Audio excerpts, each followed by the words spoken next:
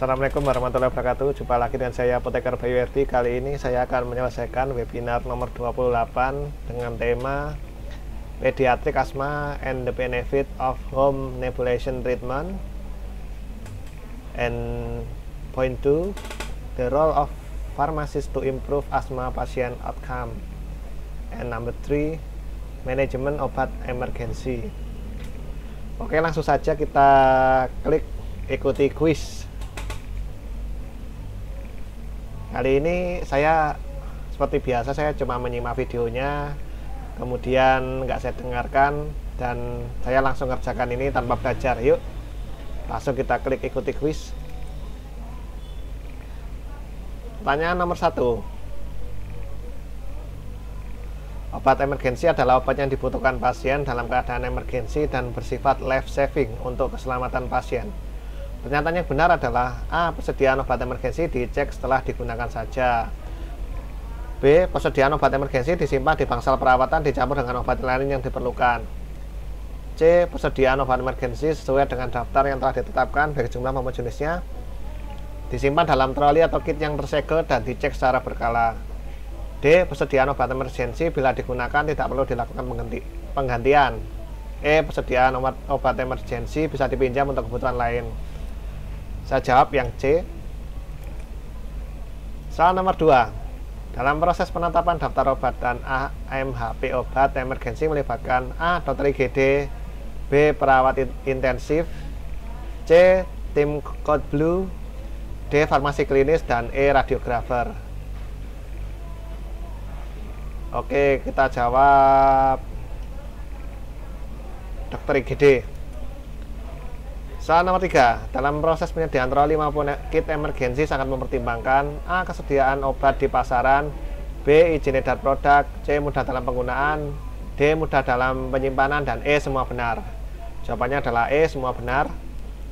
Soal nomor 4. Dalam proses penyediaan troli atau kit emergensi di ruangan dilakukan dengan memperhatikan A. Penempatan troli atau kit di tempat yang mudah diakses, penataan obat dan AMHP yang seragam, pelabelan obat sesuai dengan ketentuan pemberian tanda obat untuk high alert dan LASA, dilakukan pengecekan setiap shift jaga, dilakukan inspeksi dan evaluasi pengguna oleh farmasi.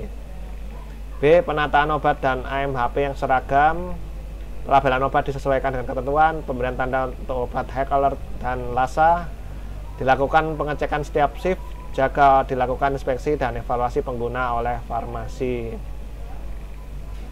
C. Penempatan troli atau kit di tempat yang mudah diakses, penataan obat dan AMHP yang seragam, dilakukan pengecekan setiap shift jaga, dilakukan inspeksi dan evaluasi penggunaan oleh farmasi.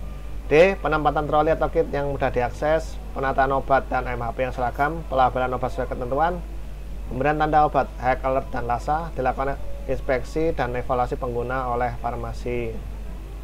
E. Penempatan troli di kit di tempat yang mudah diakses, pelabelan obat sesuai dengan ketentuan,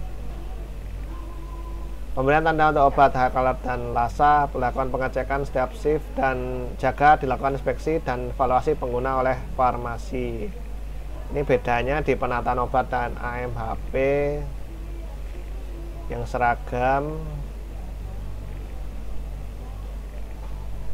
Ini jawabannya sepertinya A. Ini kita jawab aja. Soal nomor 5. Dalam proses pengolahan emergensi di bangsal merupakan tanggung jawab A. Perawat, B. Dokter, C. Kepala ruang, D. Farmasis, dan E. Semua benar. Saya jawab E. Soal nomor 6. Hal yang menandakan bahwa troli atau kit emergensi dalam keadaan siap pakai adalah A. Daftar obat emergensi, B. Pencatatan di buku laporan, C. Pernyataan kepala ruang, E. Semua benar. D. Segel bernomor seri. Ini jawabannya adalah D. Segel bernomor seri.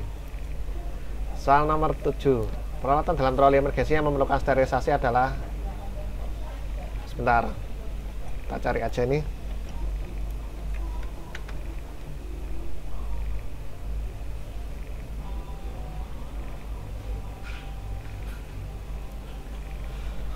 A. Ambubek, B. Laringoskop, C. Ambubek dan laringoskop, D. Defibrilator, E. Semua salah. ini jawabannya adalah sterilisasi.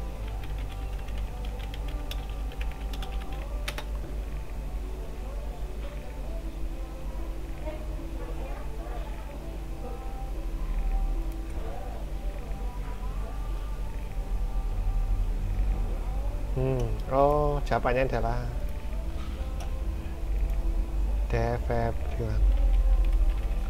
Kita cari apa itu defibrillator. Oh, antar tunjuk jantung. Berarti ini nggak perlu. Nah, jawabannya adalah C. Soal nomor 8. Dokumen yang tersedia dalam proses pengontrol imigrasi adalah A. Daftar obat dan AMHP. B. Buku penggunaan, buku pengecekan defibrillator, checklist harian, daftar dosis untuk anak.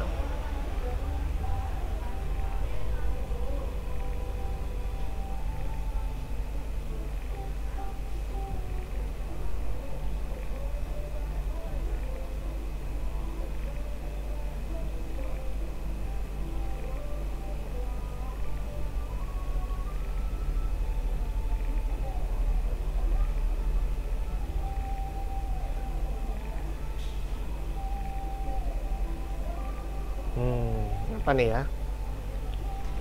Ini dosis untuk anak.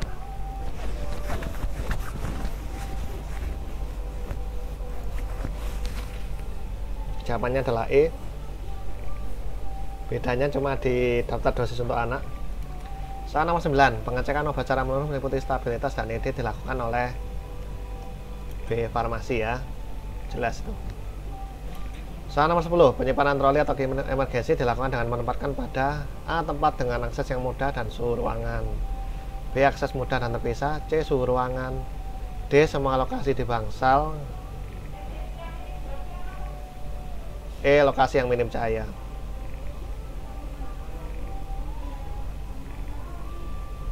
Ini kok suhu ruangan ya? Ini jawabannya adalah B. Karena suhu ruangan itu sepertinya untuk semua obat ya, karena ini kalau troli atau kit emergency ini harus dibedakan sesuai akses dan terpisah. Soal nomor 11. Terapi utama yang digunakan sebagai terapi pengontrol pada asma pada anak adalah, oke, kita cari.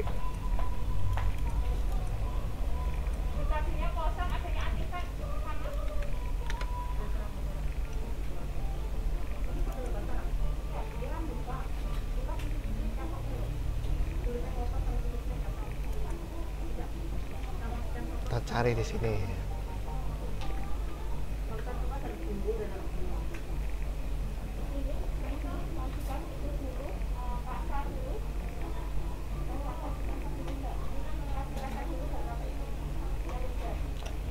Salbutamol ya, salbutamol. Apa nih salbutamol?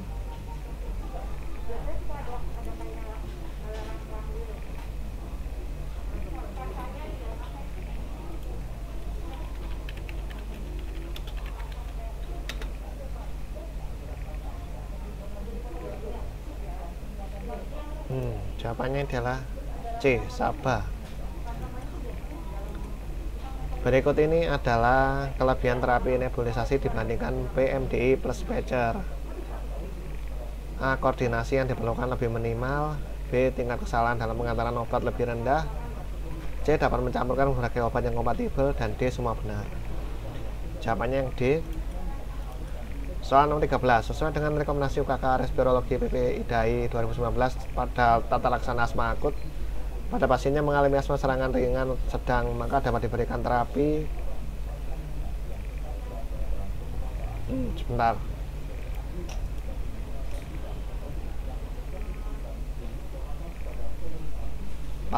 Both. Ini salbutamol, prednison sama oksigen.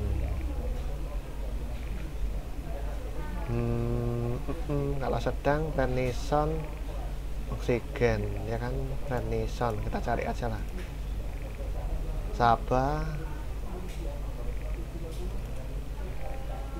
Jawabannya adalah B.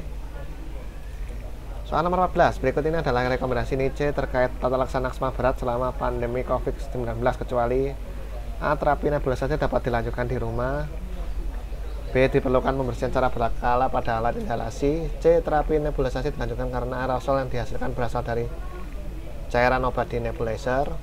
D. Semua benar. Oke, kita cari di sini. Ini penggunaannya pakai salbutamol dengan spacer, kemudian berikan impratopium bromida, kemudian aminofilin, magnesium sulfat, prednison. Walah.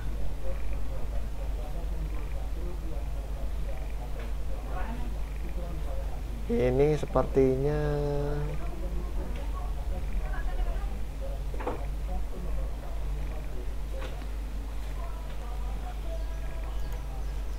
tidak menggunakan inhalasi berarti. Oke, kita cari.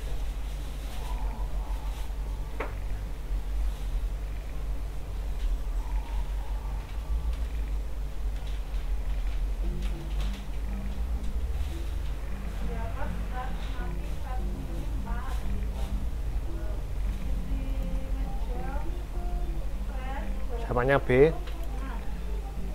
Soal nomor 15. Berikut adalah inhalasi pilihan pada anak usia kurang dari 5 tahun.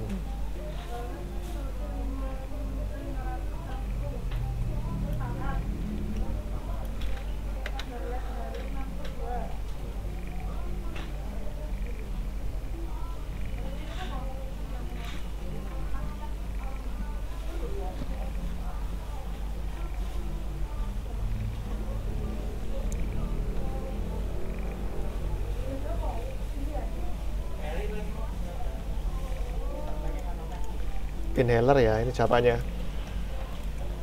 Waduh, gak ada nih.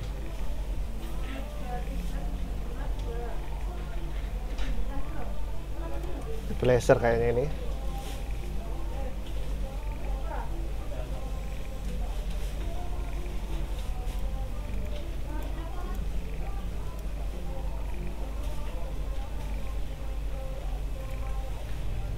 Pernyataan berikut ini adalah benar dari penggunaan Sabah yang tinggi kecuali A.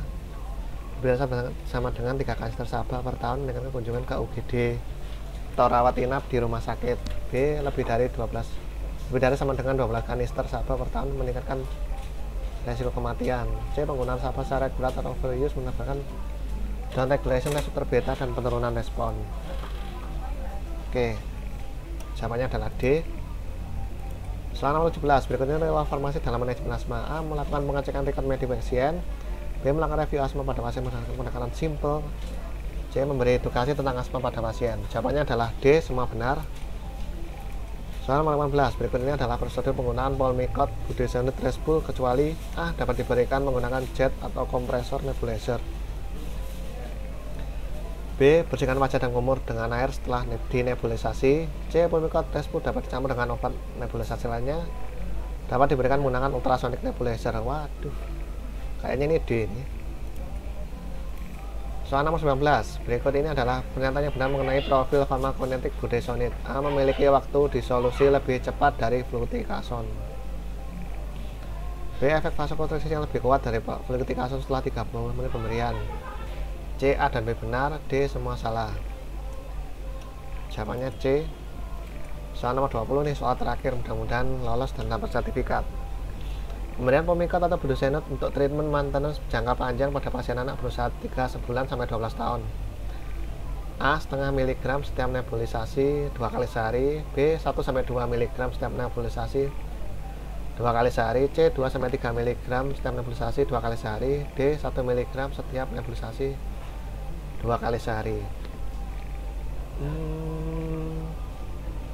Sebentar.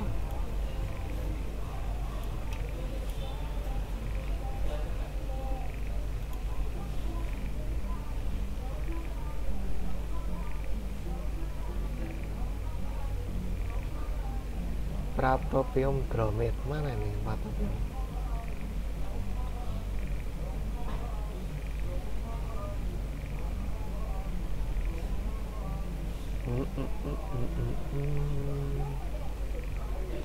Setiap 20 menit dalam 1 jam.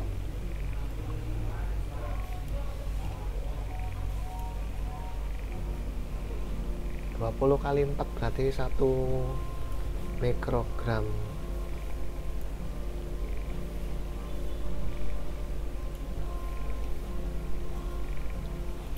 Ini B ya.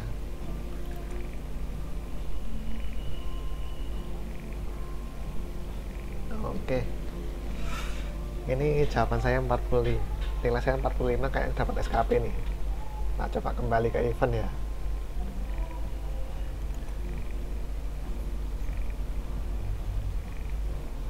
Waduh, ini aneh nih, nilai saya 45 tapi dapat sertifikat. Oke, silahkan lah. Kita klaim sertifikat. Nah, sukses nih. Terima kasih. Oke, yang belum subscribe silahkan subscribe. Bagi yang nonton video saya silahkan like, komen, dan share. Jangan lupa untuk terus ikuti video saya selanjutnya. Oke, sampai jumpa lagi.